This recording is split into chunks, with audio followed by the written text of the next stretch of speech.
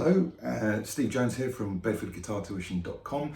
Welcome, I hope you're having a nice day. Today's lesson is going to be vibrato. How do you get your hand to move that quick? How does B.B. King do it? Right, so this is how you do it. If anyone's ever asked you how you're feeling and you've gone, yeah, so, that's the movement you need for vibrato. So we're going to pick a note. We're going to take our index finger and put it on the 3rd string of the 5th fret, that note. And we are going to make 2 points of contact with the guitar. Index finger, tip is going to be playing the note, but this bit here is going to be resting on the underside of the guitar, like this. You see that? It's going to be resting there.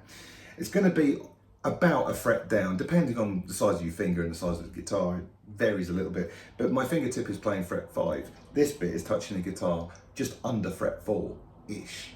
So that's where it is. And between the two, you've made a bit of an arch now. You've made a little hook with your finger. Cool. Now, the trick with this is to bend the note downwards. So if I just relax my hand so it's not touching any notes at the moment, and I twist my wrist, I can twist it that way, and you see the fingertip goes from the 3rd string to the 2nd string to the 1st string. That's the movement you need for vibrato. Why can't you do it the other way around and go upwards? There's no right or wrong here, but if you go upwards, when you put pressure on that note, this bit will move away from the neck of the guitar, and you'll just end up rotating around your fingertip, and that doesn't move the note. Whereas if you make this the pivot point and pull down, it does. So I'm going to put some pressure on that note now and move it down. If I do that slowly, you can hear that the string is actually moving towards the floor, but the pitch of the note is going up. Yep. So, and I can do that quite quickly because it's a wrist movement, not a finger movement. Your finger is still. And whatever's good for the 1st finger is good for the 3rd finger. So for this, put my 3rd finger on the 7th fret, but you'll notice that I put my middle finger in between the two, and I've left this 1st finger on. The reason is for muscular support, really. So you're only ever going to hear this finger. The other two are there for muscular backup. You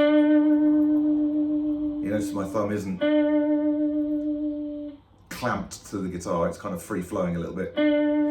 My point of contact with the guitar is actually here, apart from the note that I'm playing. So the other thing that this is good for is little blues bends.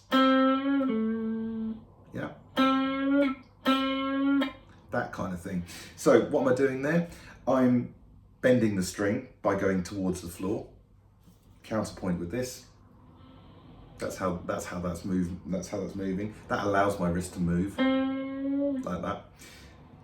But you're going to kill it. So on the way up to the bend, so this is your note, it's going to go up, you're going to kill it about here.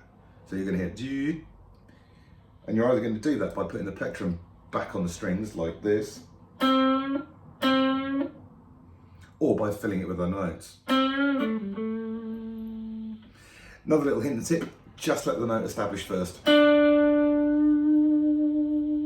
before you vibrato. Just sounds nicer. Cool.